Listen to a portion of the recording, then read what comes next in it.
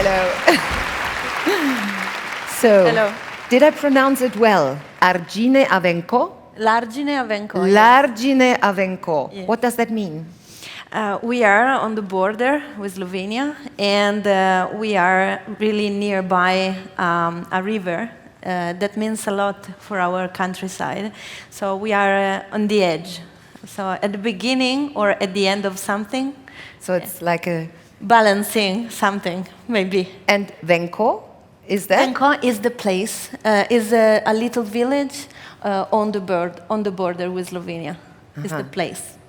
So you are near Slovenia. Near Slovenia, we are really in a First World War battlefield, in the heart of it, and a lot of people died over there.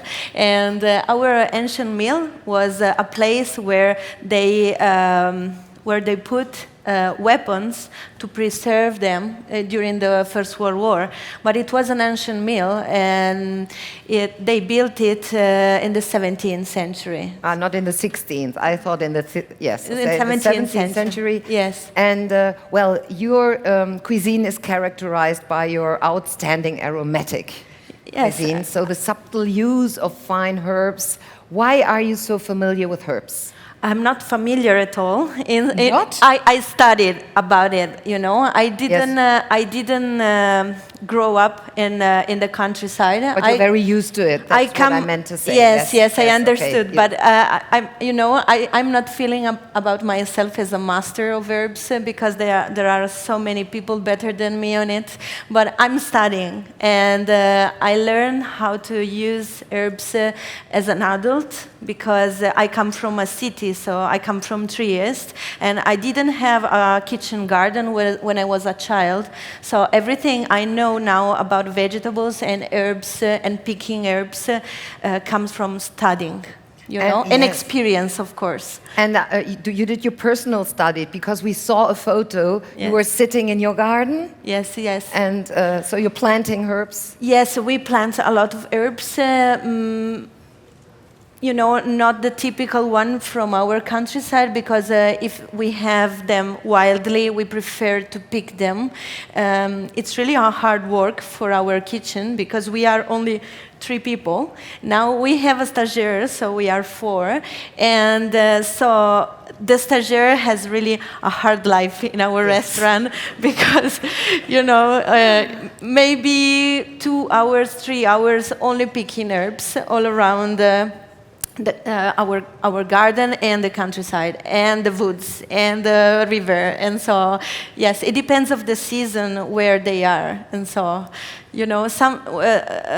last year, 2 years ago, I had a stagiaire from Canada, and she asked me, but how I found them. And I said, you have to see them, to recognize them, to looking for them. And I don't know where you can find them exactly. It's, picking the herbs is like this. It's really amazing. It's like a magic. And a cook, I think for a young cook, is really a good thing, picking wildly, because you learn that if you do a bad job today, the next day you will not have that herb, and you have to come to me and say, I'm sorry, I don't have that herb for your dish, and this is not a good thing. And no, really a not good thing.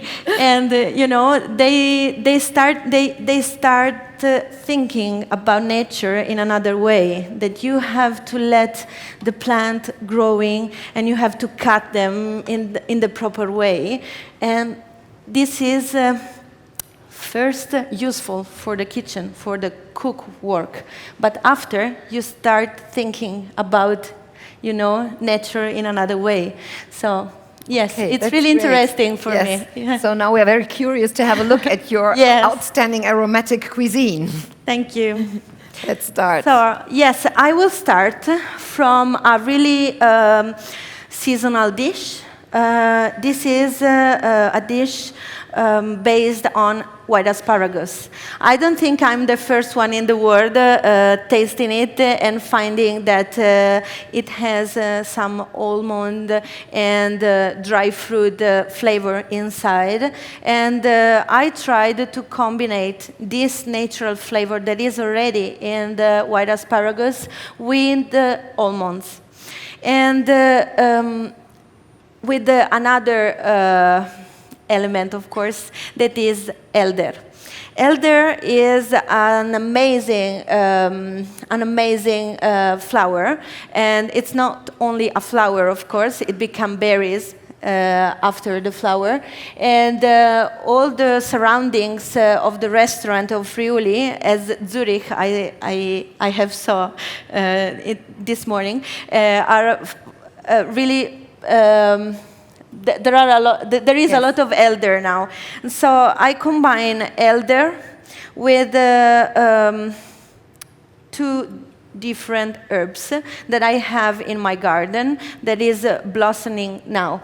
One is the valerian. Now it has the beautiful pink flower, and then the thyme that is more aromatic, and I think really interesting in combination with almond and the white asparagus.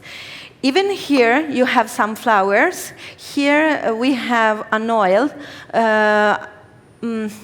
aromatized, is it correct? With the rosemary's flowers. I put in under vacuum the oil, extra virgin olive oil, like this, with some rosemary's leaves and flowers for about 20 hours at 55, 60 degrees, and I obtain this. Really, you can do the same with the oil on the fire, a low temperature, with everything inside, and you put out of the fire every 50 minutes and on fire again, only to extract the maximum you can from the rosemary. The other element, as I said to you, is the almond. So I use always almond in my kitchen with water. I cooked it at 90 degrees while blending with the Thermomix, and I obtain the classical almond milk. But I observed the almond, and I thought that it could be interesting to extract the flavor in water. So with the same elements of the recipe of the almond milk, I obtained this, that is a water only seasoned by the almond. Again, in the vacuum, the almond cut really in thin slices, and then the cold water inside. Again, in the roller for about 20 hours, 24, it depends on the almond. And then I only pass it through the chinois, and I obtain a water really full of almond flavor. So, the main element, the asparagus. It's not so easy to explain how a vegetable changes the flavor while you work on it. Really, this is my focus when I cook, observing and trying not to ruin what nature is already before I arrive. So, the asparagus, the white asparagus, has a bitter flavor inside, but also a lot of sugar and so sweetness when it's cooked. I didn't want to have a boiled asparagus, white asparagus, because when it's boiled, I think it loses some of the flavors that has already in. So I prepared the asparagus like this. As you will see, my cuisine is really simple and is based on really few details. And now I will show you the detail about the cooking of the asparagus. So I prepared the asparagus like this, really simple. Only crush it and then peel it. And then I put it on an aluminum foil like this. When I have, it's more interesting if I show you 2 white asparagus. Okay, like this. The observation was that here, if you cook the white asparagus closed like this, you boil it.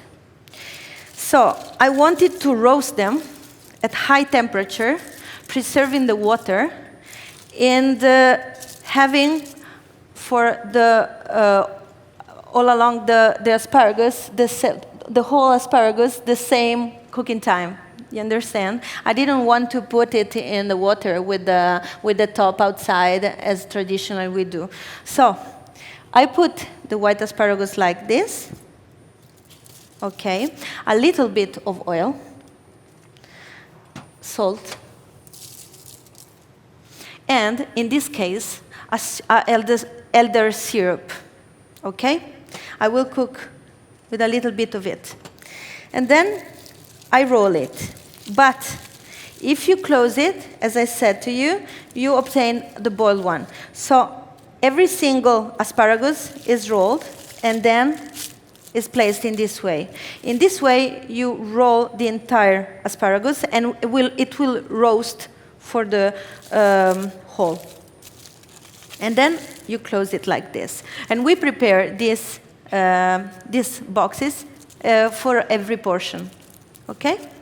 So I cook it on the salt for about 15 minutes at high temperature in the oven. I think 10 minutes, 20 minutes. It depends of the how is the asparagus. And during the service, I do much the same, but it's only seasoning. The last part of seasoning. So I put, again, a little bit of elder syrup, a little bit of the rosemary oil, and I will add it even at the last moment when I put the asparagus on the dish. Okay? Again, close like this, and in the oven. Okay? Vai? In forno. So during the service, I do exactly like this. Really simple, really practical. I love practical things in cuisine. And then you have the water of almond here, only to finish the dish, and the 3 types of flour that I said to you. So valerian, thyme, and elder. And that's my dish. I will complete it in 5 minutes. And now I start cooking the bone marrow for the second dish. The second dish is based on, again, on observation. When you have a fat thing, even a meat fat thing, you need to defat it in some way in your mouth. And usually you use an element that is acidity, or sometimes you use spicy things like pepper or, I don't know, a curcuma, a turmeric, or something like this. In this case, I decided to use another tip to defat the dish. This is using the natural characteristic of some vegetables and herbs to defat your mouth. And these are birch, that in German Birkenblätter. Yes. Getrocknete Birkenblätter. Perfect. And these are the leaves, only dry, and smashed into powder. And then another really common vegetable, that is black cabbage. I boiled the black cabbage leaves from my garden, and then I cool them really really quickly for the color and in ice and water, and then I dry them in the dryer, in a common dryer. And I obtain these leaves. The other element, as I said to you, is a fat element, and is bone marrow. Especially when I cook meat, but every time I cook anything, I'm really involved in using everything of it. So as for the white asparagus, I do stocks with the skins or with the part that I don't use for the dish. At the same time, when I use meat, especially when I use meat, I'm really involved in using everything. So when I go to my butcher, and he said to me that every single week he has to pay because the bones that he don't use or don't sell are like waste things that he has to give away from his shop. I said to him, please, I will use them. And so he gives me as a present because he has to pay to give them back to the slaughtery. Yes, exactly. So from that point, in my menu, I put this dish that is, again, really simple. Raw meat and fat with those two vegetables, 2 herbs that I showed you before. And what is the effect? The combination of the black cabbage? Yes, they defat your mouth. Okay. It's like green tea, you know. If you drink green tea with anything that is fat, immediately your mouth is clean, and you can feel all the flavors again from that point.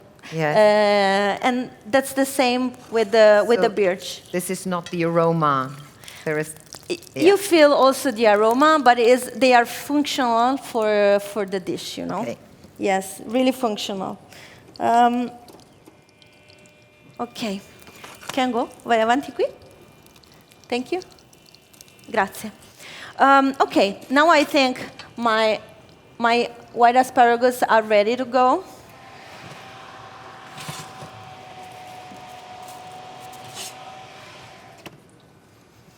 Okay.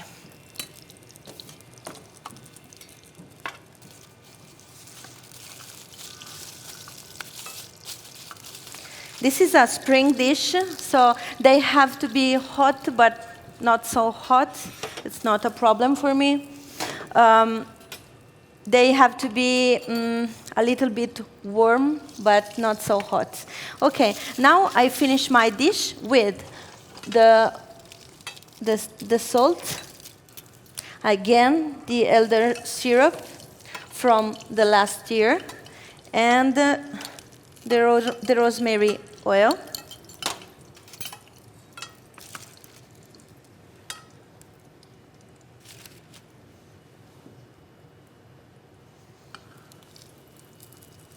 And then the flowers. All the flowers that I have already as flavor inside. And I finish with the almond water. And that's it. That's the first dish. Ja, das ist der erste Teller. I put it over there to present it. Okay, thank you very much, Antonia. Thank you. It's so beautiful. Thank you.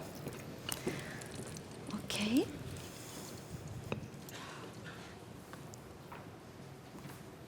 So, we observed that the fat is very good with the birch and black cabbage, but also we observed that it's very useful to put the fat, to help with the fat, a piece of meat that is naturally really magro, without fat, you know? Yes. As the leg of the beef. So, per favore, mi dai il carpaccio?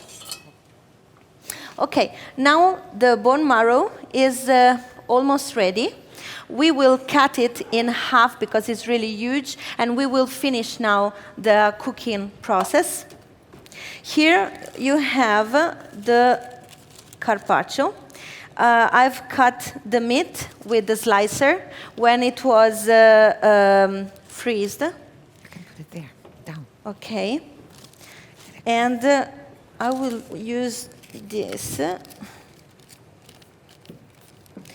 I've chosen this part of the leg, the girello, that usually in Italy is used for the vitello tonnato, and also for other really, really simple and traditional preparation where they need really not a fat meat, not long time cooking process. Yes, is it correct? Yes. Okay.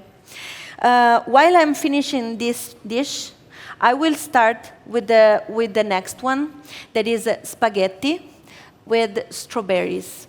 For that dish, that is a dish that I used to do in my restaurant last year.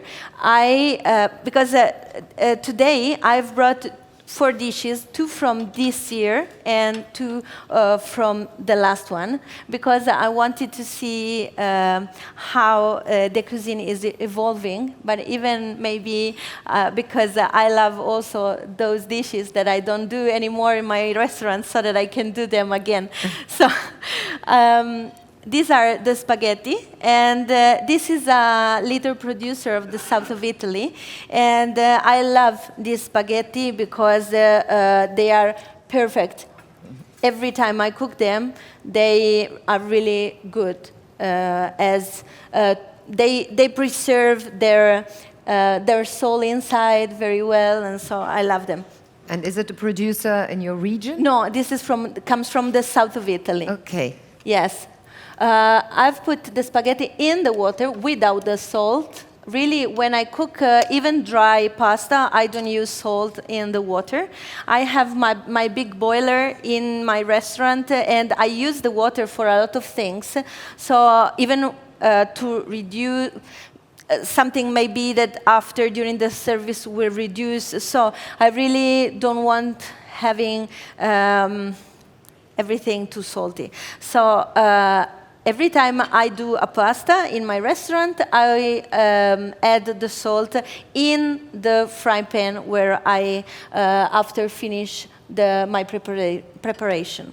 So, bone marrow. Kengo, hai preso il tempo di cottura? Perfetto. 6 minutes from now for the pasta, and after I will put it in the frying pan. Okay. Now, Kengo, mi dai per favore di nuovo padella per midollo? Ok.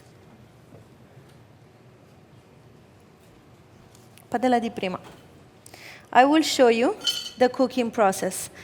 No, con il grasso. Grazie. Okay, it's really important for me, this fat, because it's really good and it will season the end of at the end of the preparation. So as you see, the bone marrow is cooked, but the heart is still hard a little bit. This piece, the rest is perfect, but I need the contrast of temperature. Okay, so the meat will cook a little bit with the high temperature of the bone marrow. So I will do 3. So I finish my cooking process here. During the service, this dish is very difficult, because as you can see, you have different temperatures, but also 2 elements that are really hard to work in a cuisine. So when I have a table of 5 that want this dish, I'm like, I want to kill myself, but it's okay. Okay. Now I put the bone marrow on it. Ok. Lascia un attimo qua. Di nuovo, again, sorry, the salt on the meat.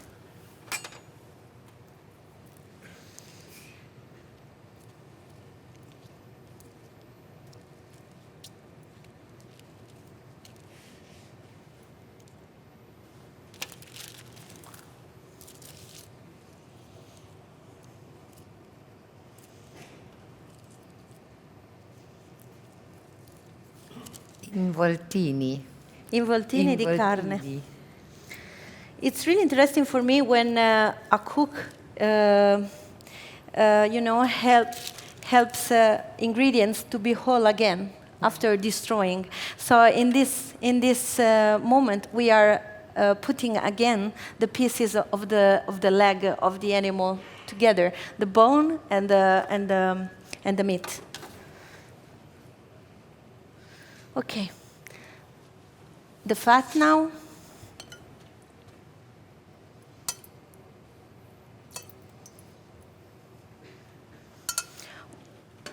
And now the seasoning part, so the black cabbage.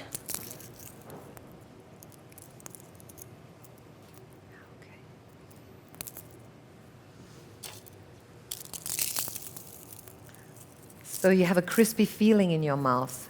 Yes, exactly. This is also the texture, interesting part of the dish, that you have the crunchiness from a vegetable and the softness from the meat. From the meat. Yes. And then you complete it with the birch. And that's it.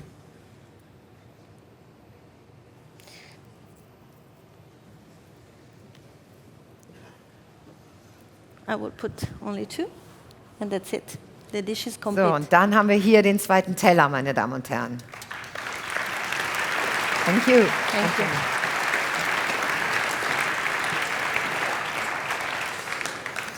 Okay.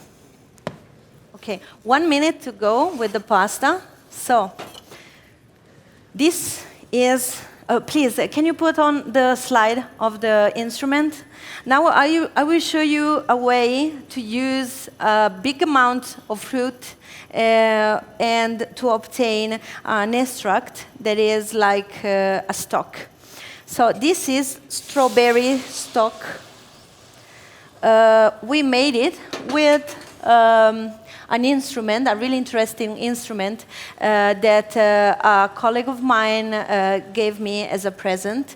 And I observed that this is the best way to obtain sweetness and even the acidity from big amounts of fruits when they are... Sorry, Antonia, I'll tell them. Können wir das Bild mal haben? Over there. Oh, it's over there. I didn't yes, see. yes, Oh, no yeah. problem. I didn't see also. Entschuldigung. So, no problem. Yes.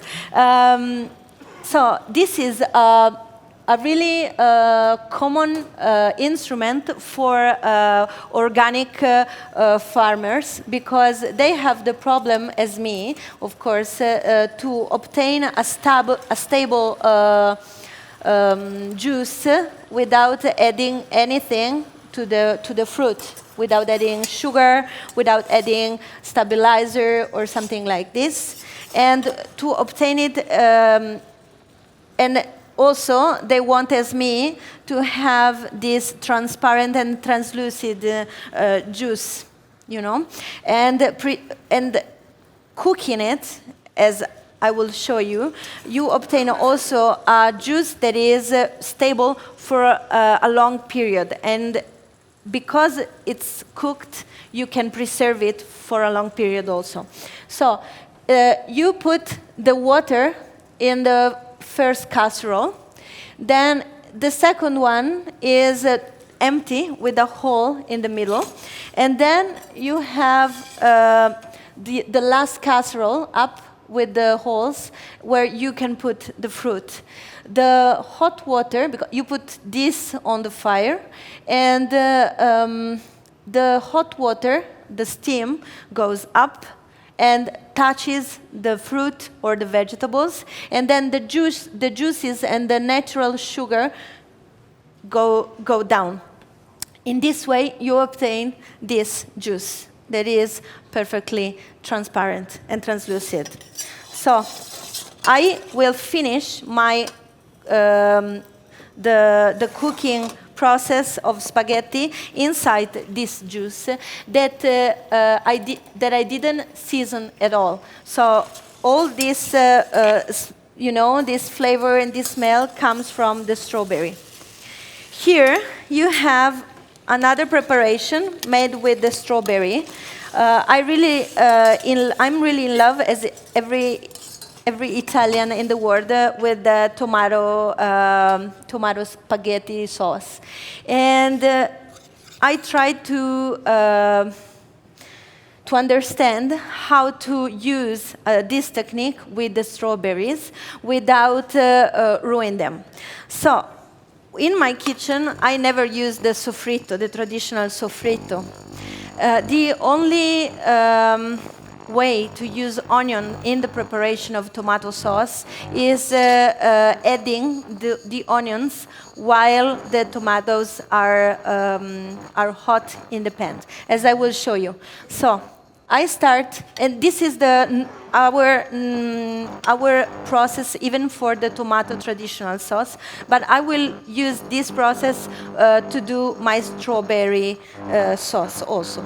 So I put the garlic and the oil, and then I don't add the onions, but the fruit and the vegetables in the right sequence. So, first of all, a little bit of tomatoes.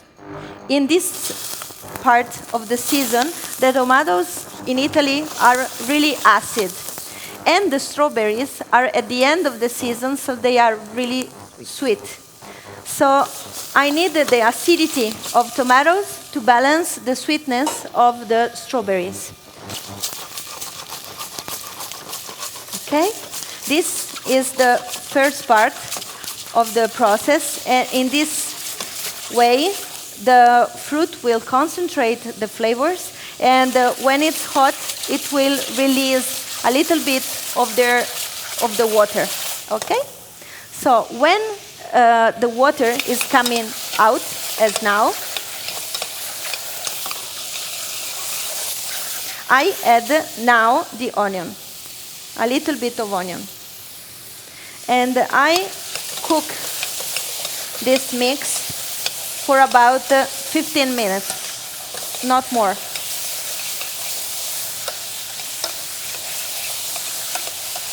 They are roasting in a good way, and the onion is not frying.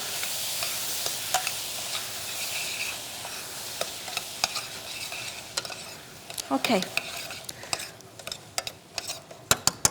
Now I add the salt, and I go on as a typical Italian tomato sauce. So I'll pass it in the pasta verdura, yes, at the end of the cooking process, and I obtain this sauce that is like a tomato sauce. And I will add it at the end on my spaghetti. Okay, now I will finish the cooking process. I presented this dish for the first time in the south of Italy in a cooking, in a chef's congress, and they were like, strawberries in the spaghetti. You know, in the south of Italy, they are not so open-minded about something, and so I was like, yes, believe me, strawberry are interesting, like tomatoes. You know, tomatoes are fruit. Like strawberries. So it was not so strange for me, but for them, yes. Okay, now ready to go. I will balance the sweetness with a little bit of salt. Posso sale fino, per favore? And oil.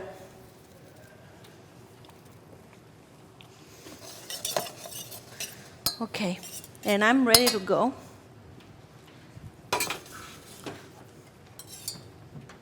My colleague from the northern part of Europe showed you wild garlic before.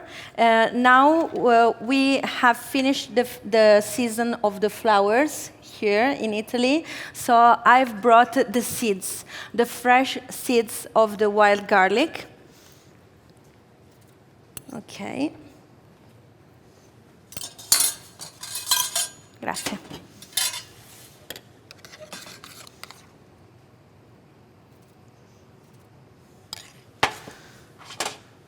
And when even the season of the fresh wild garlic seeds is finished, I go on with the dried leaves. Okay?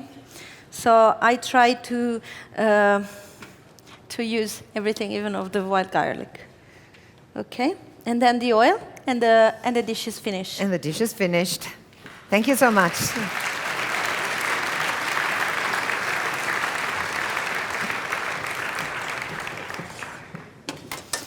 The last dish is a meat dish.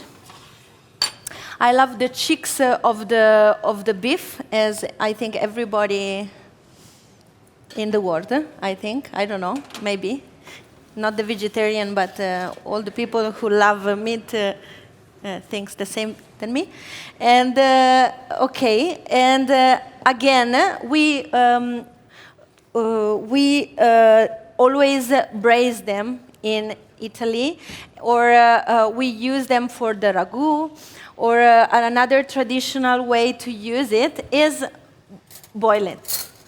And that's how I use them in this case. But I didn't want to obtain only a boiled flavor from them. So I really love when you can glaze, the meat with the juices of the cooking process. Maybe to, again, use everything of it. So, because much of the flavor of everything is in the water. This is for the same for vegetables, for fruit, or for meat. The water, how to preserve it during the cooking process, is one of the main questions that a cook has to put to do to himself or herself. I'm a lady. When you are in the morning in the kitchen, preserving water. And in this case, I preserved all the juices of the meat, and I obtained this.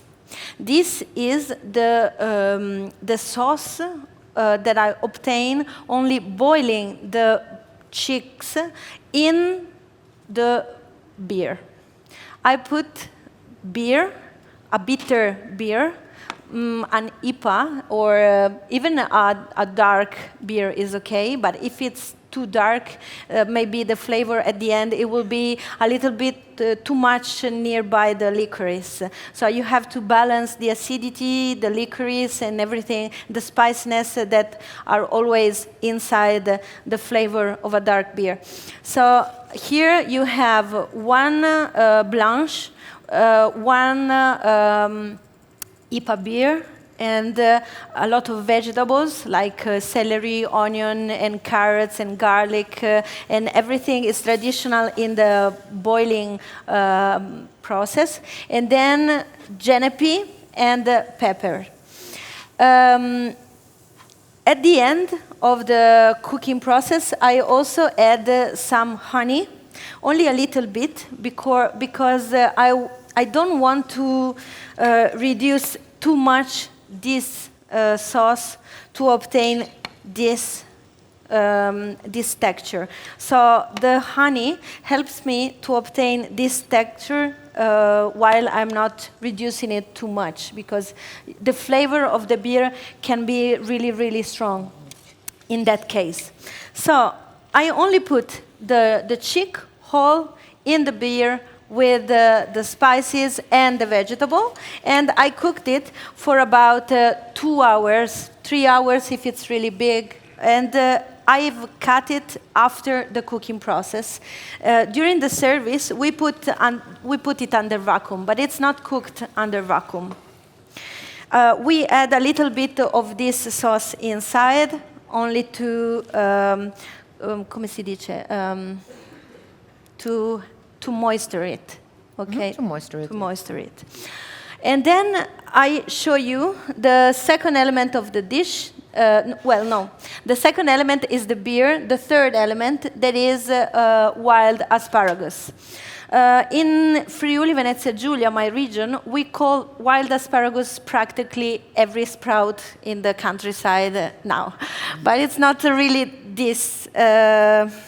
You cannot say wild asparagus to everything, okay? In Japan, as Kengo told me, this is wild asparagus.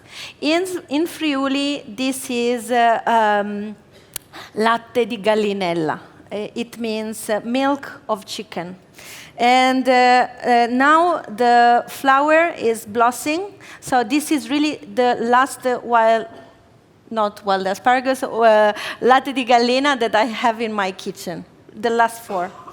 And in Italy, we call also wild asparagus the sprouts of the come si chiama?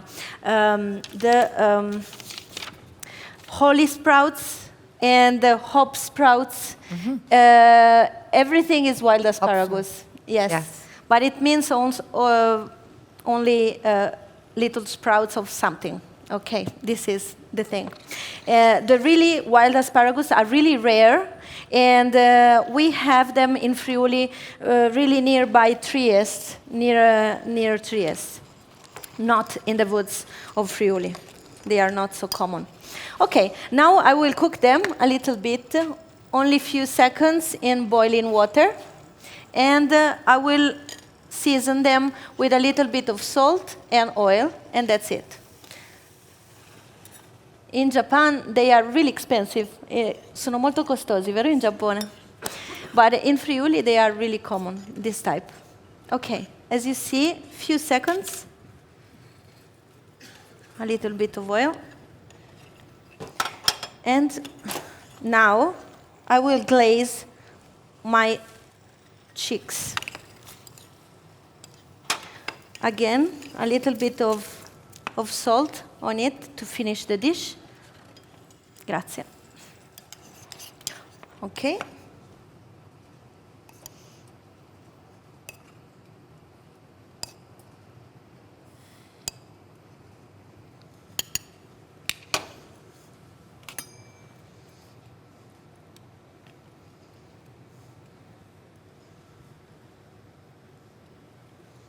Grazie. And then the wild asparagus, and I finish it again with the sauce. And the dish is finished. Yeah.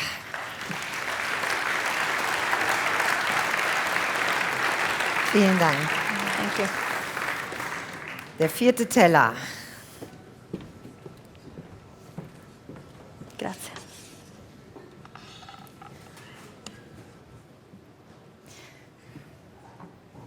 Very great. Thank you very much, Antonia. Thank you. So it was really a pleasure. And grazie, Kendo. Grazie. Thank you so Come, much. Because we have a present for you. Yes. We want to thank you. Watch out. Yes. We want to thank you that you accepted the invitation, that you opened our eyes for your incredible cuisine. Thank you so much. It was amazing for me being here. Thank you. As Kneif. And I have a last question. Yes. Because you are a descendant of an Italian Jewish family. Yes. And do you think that the cultural richness of your family heritage has influencing the way how you create your dishes or how you compose your menus? I think one of the most interesting things about my region is the melting pot, and I think Trieste is really interesting for it. In Trieste, we have so many families that are mixed in Croatian, Serbian, Greece, and Polish and German traditions, and maybe my heritage influenced me because I think I'm free to take from every tradition something. Yes. You know. Yes. Half of my family comes from Puglia, and half of my family comes from northeast of Europe. So. It's so, yes, yeah. I don't know. This is so interesting for richness. Me. Yes. And you are a female chef, a self-made woman. You changed your life and went into a new career. Yes. And became a chef. And I wanted to ask you if you have a message. Well, do you think that there is a difference between male and female cuisine? Well, I don't know. I'm sure that there is no different. I'm really sure of this. But a lot of guests at the end of their lunch or dinners, they come to me and they say, "Your cuisine is so feminine. I love it so much." So I really don't know, you know. And do you think it was a feminine cuisine? I don't know. And it's a good cuisine, huh? You know, and when a cook is in the kitchen, I have a big window, and so my guests can see me while I'm cooking. But usually, the guests don't have a clue of who is cooking. Yeah. So how do you know? Yes, and I wanted to ask you whether you have, after your career, if you have now a message for the female chefs, cooks among our audience. You will have anything and everything you want. Okay, so do it. Okay, thank you, Antonia. Thank you. It was great.